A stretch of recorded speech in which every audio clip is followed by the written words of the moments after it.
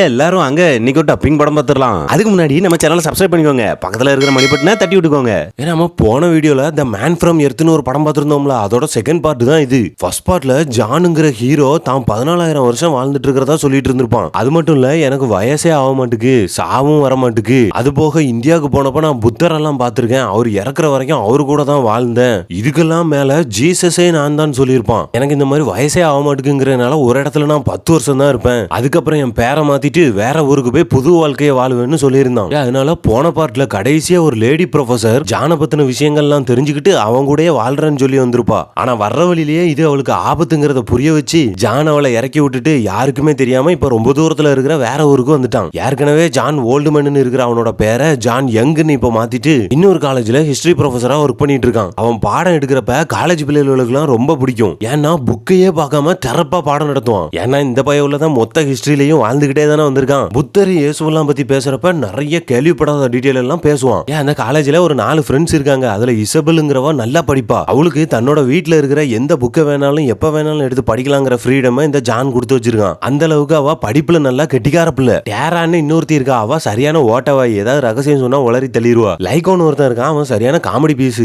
கடைசியா பிளிப்ஸ்னு ஒருத்தன் இருக்கான், அந்த போய் உள்ள கிறிஸ்டியானிட்டி மேல நல்ல நம்பிக்கை வச்சிருக்கிறவன். இவங்க 4 பேர் தான் ஃப்ரெண்ட்ஸா இருக்கிறாங்க. இப்படிதான் ஒரு நாள் அந்த இசபெல்ங்கிற பொண்ணு அவ படிச்சு முடிச்ச புக்ஸ் எல்லாம் ஜான் வீட்ல வச்சுட்டு வேற புக்ஸ படிக்கிறதுக்காக எடுக்கிறதுக்கு வாரா. அப்ப அவ கண்ணுல ஒரு புக் மாட்டுது. அதுல ஆர்த்தருங்கிற ஒரு எழுத்தாளர் ஜான் ஓல்டுமேனுங்கிற ஒருத்தனுக்கு இந்த புக்கை கிஃப்டா கொடுத்த மாதிரி இருக்கு. அதை இவ வீட்டுக்கு கொண்டு வந்து படிக்கிறா. படிக்கிறப்பவே இவளோட ப்ரொஃபசர் பேரு ஜான் யங். அப்ப அந்த ஜான் ஓல்டுமேன் யாருங்கிறத தெரிஞ்சுக்கணும்னு ஆசைப்பட்டு அந்த புக்கை எழுதினவரோட டீடைல நெட்ல சர்ச் பண்ணி பாக்கா. அந்த ஆர்த்தருங்கிறது வேற யாரும் இல்ல, ஃபர்ஸ்ட் பார்ட்ல இந்த ஜான் கூட ஒர்க் பண்ண ஒரு ப்ரொஃபசர். அவரும் சேர்ந்து தான் ஜானுக்கு சென்ட் ஆஃப் பார்ட்டி கொடுத்திருப்பாரு. அவ நெட்ல சர்ச் பண்ணி பார்த்ததுல அந்த ஆர்த்தருங்கிறவர் த மேன் ஃப்ரம் எர்த்னு இன்னொரு புக்கையும் எழுதுனது தெரிய வருது. அதுல தான் கூட ஒர்க் பண்ண ஒரு ப்ரொஃபசர் இந்த பூமியில 14,000 வருஷங்களா வாழ்ந்துட்டு இருக்காரு.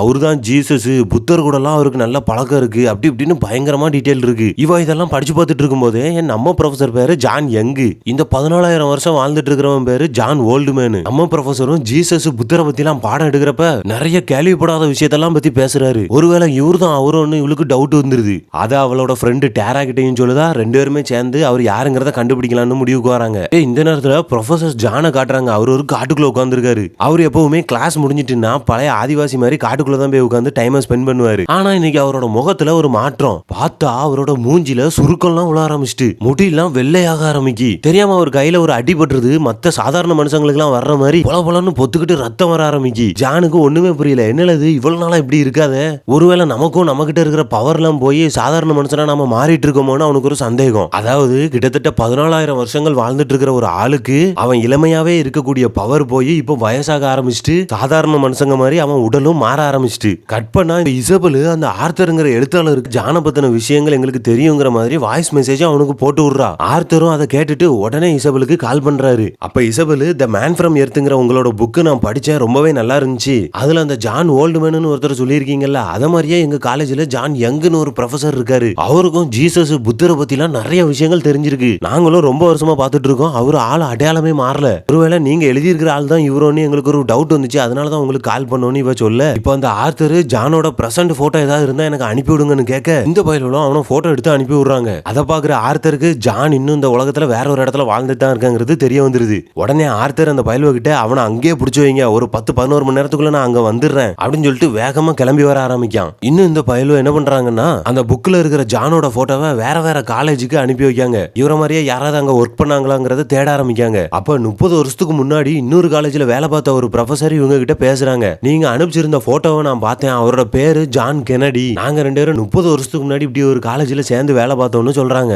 இப்போ இந்த பயலுகளுக்கு எல்லாம் டவுட்டே இல்ல, கிட்டத்தட்ட 14,000 வருஷத்துக்கு மேல ஜானுங்கிற அவங்களோட ப்ரொஃபசர் வாழ்ந்துகிட்டு வராருங்கிறத தெரிஞ்சுக்கிறாங்க. இப்ப வேற ஒரு விஷயத்த பேச போகும்போது உங்களை பத்தி எல்லா விஷயமும் எங்களுக்கு தெரியும் அப்படின்ட்டு அந்த டேரா பொண்ணு ப்ரொஃபசர் கிட்ட உளறிடுறா. ப்ரொஃபசருக்கு ஆகா இவங்களுக்கு நம்மளை பத்தி ஏதோ ஒரு விஷயம் தெரிஞ்சிட்டு அப்படின்ட்டு அந்த இடத்த விட்டு உடனே கிளம்புறதுக்கு முடிவு பண்றான். அப்ப இவங்க 4 பேரும் அவரை வழி மறைச்சு போவாதீங்க, உங்களை தேடி ஒருத்தர் வந்துட்டு இருக்கிறாரு, அவரை மீட் பண்ணிட்டு போங்கன்னு சொல்ல, எல்லாம் தேவையில்லாம இந்த மாதிரி விளையாடாதீங்க, என்ன மரியாதையா போடுங்கன்னு சொல்லிட்டு ப்ரொஃபசர் அங்க இருந்து கிளம்ப அங்க இருந்த லைக்கோ போலீஸ் எல்லாம் எர்த்து ஷாக் கொடுப்பாங்கல்ல, அதை வச்சு ப்ரொஃபசருக்கு ஷாக்க கொடுத்து மயக்கம் போட வச்சிடறான். இந்த நேரம் வர்ற வழியில தன்னோட கார் ரிப்பேர் ஆயிட்டுன்னு ஆர்த்தர் போன் பண்ண ஜான ஒரு சேர்ல கட்டி வச்சுட்டு பிளிப் அங்க காவலுக்கு வச்சுட்டு இவங்க 3 பேரும் அவரை தேடி கிளம்பிடுறாங்க. இப்ப பிளிப்பு ஜானு கிட்ட மரியாதையா நீங்க உண்மையை சொல்லிருங்க, நீங்க ஜீசஸ் ஜீசஸ் கிடையாது இல்ல, ஏன்னா ஜீசஸ பத்தி நிறைய நான் பைபிள்ல படிச்சிருக்கேன். நீங்க சொல்றத பார்த்தா அது எல்லாமே பொய்ன்னு சொல்றீங்க, மரியாதையா உண்மையை சொல்லிருங்கன்னு கேட்க ஜான் பொறுமையா பிலிப்பு கிட்ட அதெல்லாம் அவசரப்படாத, நான் சொல்றதெல்லாம் உண்மைதான், என்னையதான் ஜீசஸ்ன்னு நினைச்சுக்கிட்டு மக்கள்லாம் வழிபட்டுட்டு இருக்காங்க,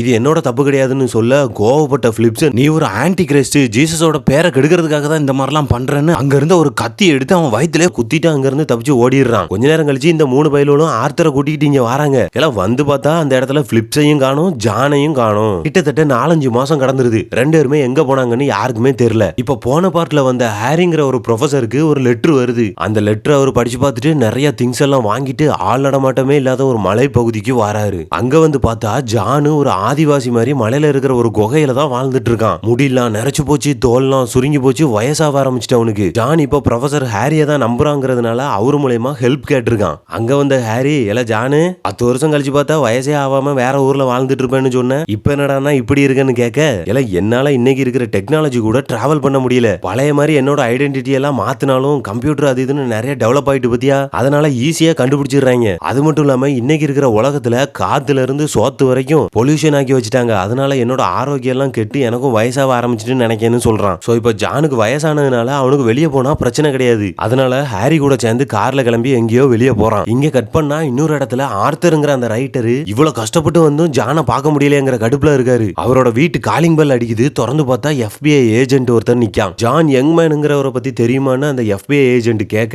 அதுக்கு அவன் எனக்கு நல்லாவே தெரியும், அவனுக்கு ஜான் ஓல்டுமேனு இன்னொரு பேரும் இருக்குன்னு சொல்ல, அதுக்கு அந்த FBI ஏஜென்ட் அவருக்கு ஜான் ஓல்டுமேனு மட்டும் இல்ல இன்னும் நிறைய பேர்கள் இருக்கு, அது மட்டும் இல்ல அந்த ஜானு வேற வேற டைம்ல வேற வேற இடத்துல ஏகப்பட்ட கிரைம்ஸ்ல இன்வால்வ் ஆயிருக்கான்னு சொல்றாரு. இப்ப அந்த பிலிப்புங்கிற பையனையும் காணும், கண்டிப்பா ஜான் தான் அவனை கடத்தி கொண்டு போயிருப்பான்னு அந்த FBI ஏஜென்ட் சொல்லுதான். அதுக்கு அந்த ஆர்த்தர் யோசிச்சு, ஜான் நல்லவன் தான், யாரையும் கஷ்டப்படுத்த மாட்டான், இருந்தாலும் நீங்க சொன்னது நடந்திருக்கவும் வாய்ப்பு இருக்குன்னு சொல்றான். இதுல இருந்து ஒரு விஷயம் நல்லா தெரியுது, என்னன்னா அந்த FBI ஏஜென்ட் சொன்ன மாதிரி அந்த கிரைம் எல்லாம் பண்ணது ஜானாவும் இருக்கலாம், அப்படி இல்லைன்னா ஜான் மாதிரியே வேற ஒரு கேரக்டரும் இந்த பூமியில பல வருஷங்கள் வாழ்ந்துட்டு வந்திருக்கலாம். அதே மாதிரி இந்த கடைசி சீன்ல அந்த FBI ஏஜென்ட்டோட முகத்தை நமக்கு தெளிவா காட்டியிருக்க மாட்டாங்க, ஒரு மாதிரி இருட்டா தான் காட்டியிருப்பாங்க, அதனால அந்த ஏஜென்ட்டும் மேபி ஏதோ ஒரு முக்கியமான கேரக்டரா தான் இருக்கும்னு நினைக்கிறேன். இதோட இந்த செகண்ட் பார்ட் முடியுது. 2007ல வந்த ஃபர்ஸ்ட் பார்ட்டுக்கு கிட்டத்தட்ட 10 வருஷம் கழிச்சு 2017ல செகண்ட் பார்ட்டை விட்டுருக்காங்க. சோ இந்த படத்தோட தேர்ட் பார்ட் 2027ல ரிலீஸ் ஆகிறதுக்கு வெயிட்டிங்ல இருக்கு. நீங்க இதோட முடிச்சிடாதீங்க, லைக் கமெண்ட் நினைத்தியா பண்ணிவிட்டு போங்க. வரட்டா.